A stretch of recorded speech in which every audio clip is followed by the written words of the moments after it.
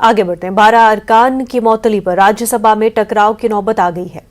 Rajya Sabha chairperson ने opposition के मौतली के फैसले को मनसूख करने के मुतालबे को मुस्तरद कर दिया है। वेंकैया नायडू ने कहा कि ज़ाब्ते के मुताबिक कार्रवाई की गई है, लिहाजा फैसले को वापस नहीं लिया जा सकता, जिसके बाद ऑपोजिशन जमातों ने कार्रवाई का बाइकआउट किया। उनमें तृणमूल कांग्रेस के अरकान भी शामिल थे। इससे कबल मल्लिकार्जुन खड़गे ने इस पूरे मामले पर ऑपोजिशन का मौक़िफ़ पेश किया। उन्होंने कहा कि कार्रवाई ज़ाब्ते के मुताबिक नहीं की, लिहाजा अरकान माफी नहीं मांगेंगे। Residuary powers also, chairman can rule of the council. Right, Kharge ji, I heard you. No, I understood what you want. No, you sir, can make a statement. And sir, the once I heard you. I heard you in rapt attention. Violation of the rules. Right, I heard you. Kharge ji, please. This suspension of 12 members may kindly be revoked. I request you, sir. Please. And no, we came to your house and. Sir, 1 minute. We all members came to your house. We requested you to revoke it, and it has been done selectively. There are some members nothing to do with this, and this incident happened in last session. How can you take this? You try to mislead the house. You disturbed the house. You ransacked the table, and you also threw the papers on the chair, and also you have got, some of them have gone down to the table, and then you are giving me lessons. You are giving me lessons. You are giving me lessons. So this is not the way. It was, the motion was moved, it was approved, action is taken, it is final.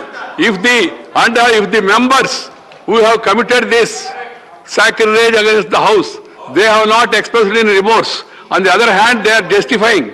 And so I don't think the appeal of the leader of opposition is worth considering. I am not considering it at all. वास्तव में ध्यान आता था कि विपक्ष को की मंशा क्या थी। विपक्ष को चिंता थी कि इतनी सारी महिलाएं माननीय मंत्री बनी है, इतने सारे सामाजिक वर्ग जो वर्षों वर्षों तक पीड़ित रहे, उनको मौका मिला केंद्र सरकार में एक यूनियन मिनिस्टर बनने का। पहली बार मणिपुर से कोई यहाँ पे यूनियन मिनिस्टर बना, नॉर्थ ईस्ट के इतने मिनिस्टर बने, पूर्वांचल के सम्मान हुआ। पूर्वांचल के प्रति माननीय प्रधानमंत्री जी ने एक इक्वालिटी का मैसेज दिया पूरे देश को।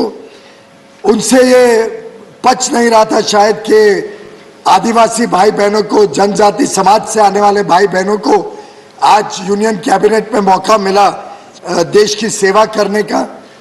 और वास्तव में एक प्रकार से उस पूरे सेशन का टेनर उस दिन दर्शाया गया विपक्ष के द्वारा।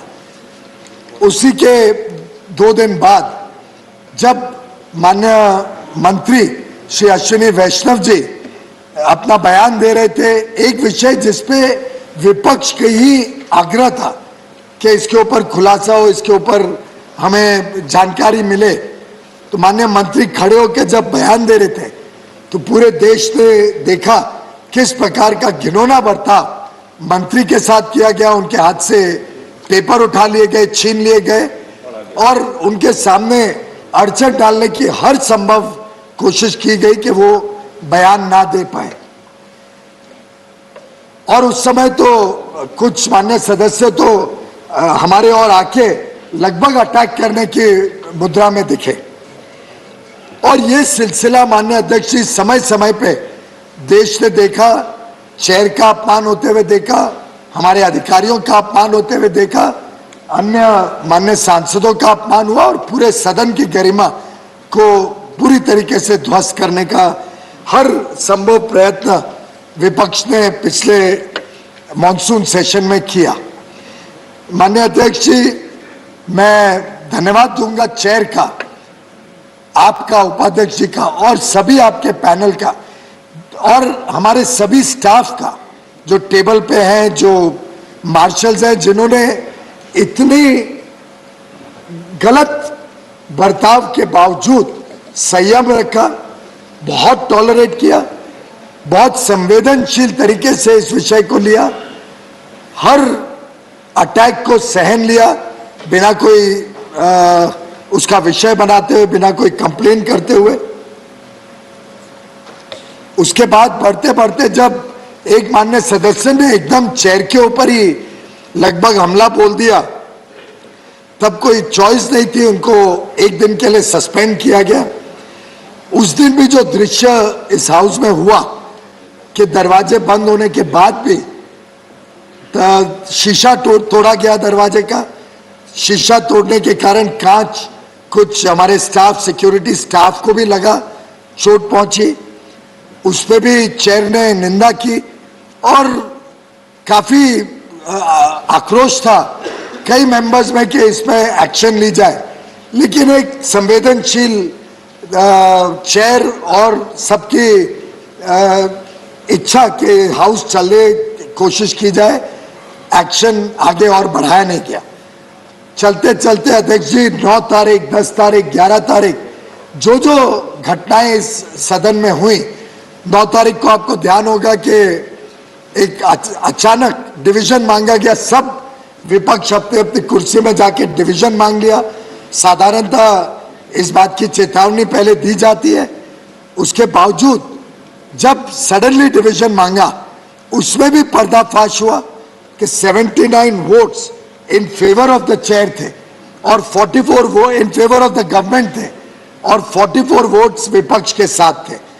तो ये भी कोई अगर गलत फहमी फैलाने की कोशिश की जाती है कि विपक्ष के पास नंबर्स हैं या सत्तारूढ़ दल के और हमारे सहयोगी दलों के पास पूर्ण बहुमत नहीं है या बहुमत नहीं है राज्यसभा में, तो ये पूरी तरीके से उस दिन निरस्त हो गया। और ये कई ऐसे मौके आए हैं जिसमें विपक्ष को डिवीजन में अपनी सही ताकत का अंदाजा इस सदन में दिया है। माननीय अध्यक्ष महोदय, आज ही मैं देख रहा था बाहर किसी माननीय सदस्य ने, मेरा आग्रह होगा बाहर की बात अब अंदर नहीं सर, मैं स्पष्टीकरण इसलिए कर रहा हूं क्योंकि माननीय लीडर ऑफ द ऑपोजिशन ने ऐसे आरोप लगाए। ठीक है, उसको आप चलिए, मैं बाहर की बात नहीं कहता हूं, पर कई बार कई सदस्य कहते हैं कि हम इसलिए सस्पेंड कर रहे हैं 12 सदस्यों को क्योंकि हमारे पास संख्या नहीं है। तो सब के सब विपक्ष के माननीय सदस्यों को मैं आमंत्रण देता हूं, आप आइए, जिस विषय पे अभी डैम सेफ्टी बिल बातचीत होने वाली है, आज करना हो, कल करना हो, परसों करना हो, जब आप चाहें आप डिवीजन मांगिए और डिवीजन करके देख लेते हैं। सबको ध्यान में आ जाएगा, पूरा देश देख लेगा क्या परिस्थिति है, किसके पास पूरा बहुमत है, किसके साथ सदन खड़ा है और सच्चाई के साथ ये सदन खड़ा है और पूरी सच्चाई देश के सामने स्वयं विपक्ष के कुछ साथियों ने देश के समक्ष रखी। माननीय अध्यक्ष महोदय, 11 तारीख की घटनाओं में आपका ध्यान आकर्षित करना चाहूंगा। आपको ध्यान है 11 तारीख को आखिरी दिन था सेशन का, हम सब यहां असेंबल्ड थे, पर शुरुआत से कुछ माननीय सदस्यों ने बहुत ही खराब तरीके से यहां पे व्यवहार किया।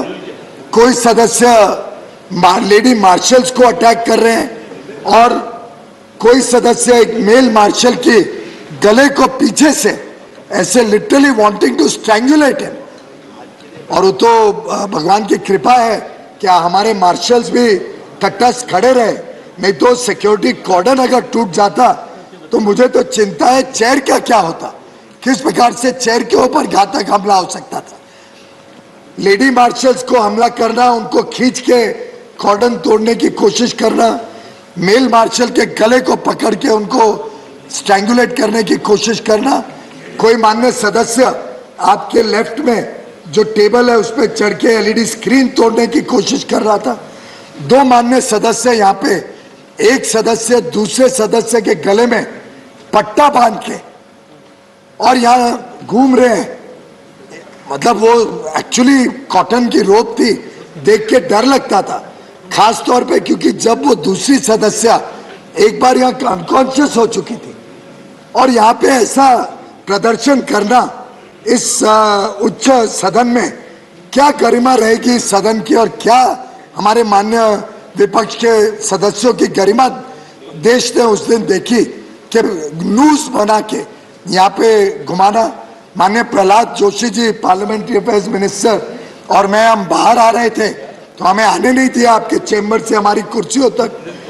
कुछ मान्य सदस्यों ने दूसरे सदस्य को कॉर्डन की तरफ फेंका, एकदम ढकेला, फिर उनको खींच के बाहर निकाला। 4-5 सदस्यों ने पेपर्स और फाइल्स फाड़ फूड़ के चेयर के ऊपर, टेबल, ऑफिस पे फेंकने का काम किया। ये जिस प्रकार की घिनौनी हरकतें, विस्लिंग, हूटिंग, कोई मान्य सदस्य अपनी बात रखना चाह रहे हैं तो प्लेकार्ड से उसको ब्लॉक करना। कोई 2 सदस्य यहाँ पे वीडियो रिकॉर्डिंग ले रहे थे और वो वीडियो रिकॉर्डिंग बाहर जाके यूट्यूब पे दिखा रहे हैं। पर ये सब चीजों को देखते हुए संयम जब पूरी हद के पार हो गई और माननीय चेयर की जो पीड़ा हमने उस दिन देखी, तो हमने डिमांड किया कि एक कमेटी बनाई जाए। कमेटी सब जांच करके इसका सबसे उनकी भी वर्जन ले सकती थी, पूरे कार्रवाई सदन की देख सकती थी, मॉनसून सेशन की, और तय